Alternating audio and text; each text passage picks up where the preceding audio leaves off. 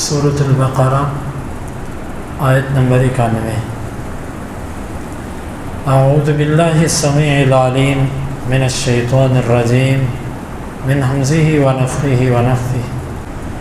اس آیت مبارکہ میں اللہ تعالیٰ نے ایمان والوں کو حکم دیا کہ یہ کافر جہاں پر تم میں ملے تم انہیں قتل کرو۔ ان کافروں سے مراد وہی کافر ہیں کہ جو مسلمانوں سے جنگ کرتے تھے، اور اس سے مراد وہ کافر ہیں کہ جنہوں نے مسلمانوں کے ساتھ فتح مکہ کے بعد بھی مسلمان نہیں ہوئے، ان کے لیے عام حکم ہے کہ جہاں پر تمہیں ملے تم انہیں قتل کر دو۔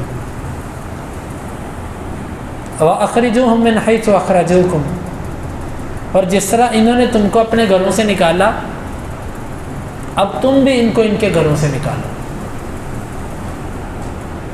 یہاں سے اہل علم نے استدلال کیا ہے کہ کافر جس طرح کا سلوک مسلمان کے ساتھ کرے اس طرح کا سلوک مسلمان کافر کے ساتھ کر سکتا ہے۔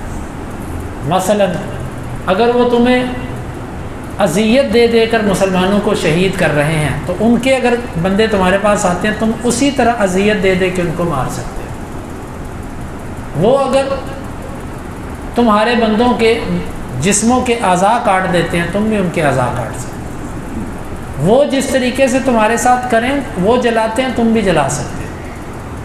یہ قصاصاً بدلہ لیتے ہوئے وہی عمل کرنا جو انہوں نے مسلمانوں کے ساتھ کیا، یہ اہل علم میں اتفاقی رائے مسئلہ۔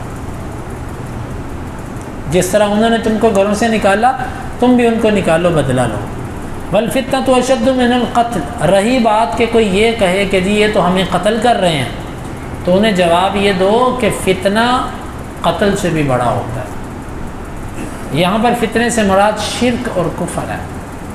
وہ شرک اور کفر جس کو تم اختیار کیے بیٹھے ہو یہ قتل سے بھی بڑی چیز ہے۔ اس سے معلوم ہوتا ہے کہ کچھ نظریات وہ قتل سے بھی خطرناک ہوتے ہیں۔ کسی بندے کو قتل کر دینا چھوٹی بات ہوتی ہے، لیکن اس کے نظریات کو خراب کر دینا اس سے بھی بڑا جرم ہوتا ہے۔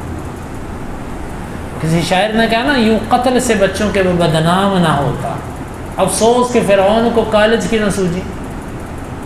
یعنی قتل سے تو وہ بدنام ہو گیا، لیکن اگر وہ کالج بنا دیتا تو نظریات بگاڑ دیتا تو اس سے اس کے لیے کوئی بدنامی نہیں تھی، لیکن قتل سے برا ہو جاتا کہ نسل بگڑ جاتی۔ یہ ایک شعر کی میں نے تعبیر کی ہے۔ تو نظریات کو بگاڑ دینا یہ قتل سے بھی برا ہوتا ہے۔ یہاں پر اللہ نے فرمایا کہ جس فتنے میں تم ہو وہ تو قتل سے بھی بدتر ہے۔ تم مسلمانوں کو تانا دیتے ہو قتل کا۔